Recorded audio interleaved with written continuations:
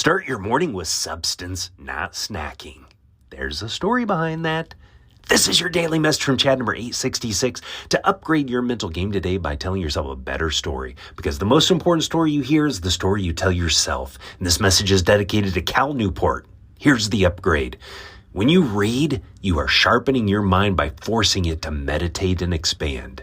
Here's the story. Cal Newport is a computer science professor at Georgetown University, author of a bunch of books, and a monthly contributor at The New Yorker. In 2008, he wrote an article imagining a scenario of Abraham Lincoln with access to email. He asks if Lincoln would have become president if he had email. The question comes from Newport's work on navigating information overload. He's a board member at the Center for Digital Ethics, and he wrote a book titled A World Without Email, Reimagining Work in an Age of Communication Overload. Would modern distractions have crumbled the formation of Lincoln's character? In a recent article, Newport revisits this thought experiment. Since 2008, the smartphone has become ubiquitous. What if Lincoln had a smartphone? Would this context have stunted the formation of a great character with big ideas? That question should lead us to ask whether it's possible that we will see a Lincoln rise up in our day. Lincoln's day and age had its own obstacles, though, and he was able to rise above them. Newport writes, quote, "There are many factors at play in this narrative, but one in particular is hard to ignore. He sharpened his mind with books." Here are various quotes from young Lincoln, offered by his stepmother, Sarah Bush Lincoln, who encouraged his interest.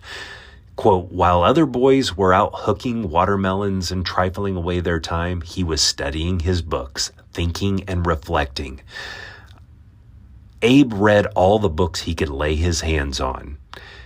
I induced my husband to permit Abe to read and study at home as well as at school.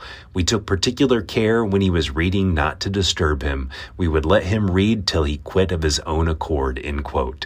Newport emphasizes how this simple mind-sharpening tool is available to us still. The choice must be made between digital snacks available to us and the substantial meals found in books.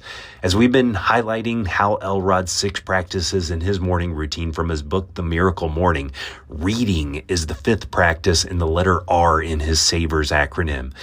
Reading is an easy way to get big ideas into our brain. I'm not suggesting reading on the phone is bad, but there's a big difference between the well-formed theses that a book offers and the bite-sized statements found in social media. The better story to tell yourself is, I start my day by sharpening my mind with big ideas found in good books. What are you reading? Is it the equivalent of a snack, or is it a nourishing meal?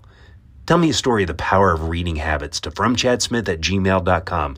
Will you send this to someone you think would benefit from the story right now? You can download my book, The Most Powerful Story in the World, by going to fromchad.gumroad.com. The transcript of this message and hundreds of others are always available at www.fromchad.com.